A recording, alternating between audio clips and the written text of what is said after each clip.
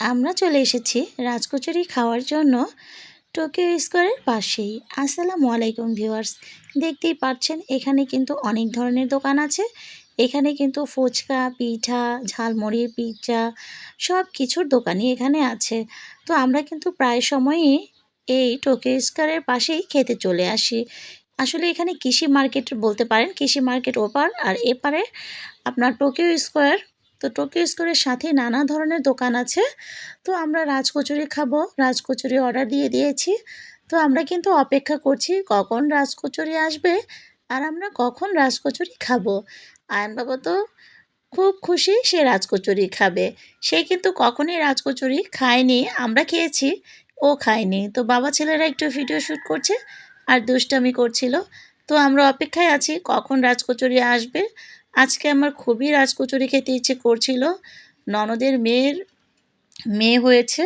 তো আমরা সেখানে গিয়েছিলাম হাসপাতালে দেখার জন্য। দেখে তারপরে আমরা চলে এসেছি রাজকচুরি খাওয়ার জন্য। তো এই তো আমাদের রাজকচুরিটা কিন্তু চলে এসেছে, দেখতেই পাচ্ছেন।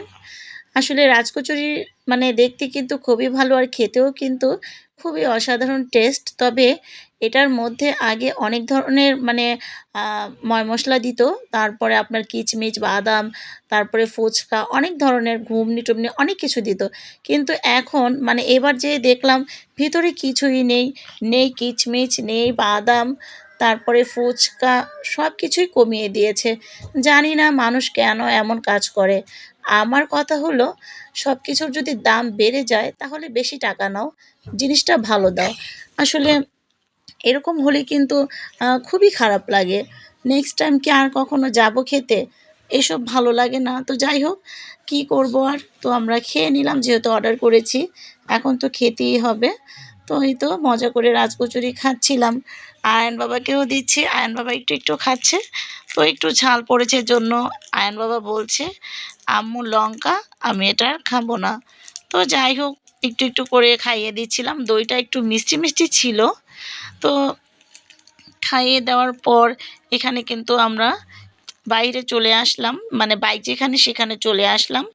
এখন আমরা ঝালমুড়ি খাবো। আসলে আমার ঝালমুড়িও খেতে ইচ্ছে করছিল। তো এই খালার থেকে আমরা ঝালমুড়ি নিয়ে নিলাম। এখানে কিন্তু ঝালমুড়ি 30 টাকা প্লেট ছিল। আর 30 টাকার ঝালমুড়ি আমার মনে হয় দুইজনে খেয়েও পেট ভরে যাবে। তো আয়ানের আব্বু আর আমরা দুজনে শেয়ার করে খাচ্ছিলাম।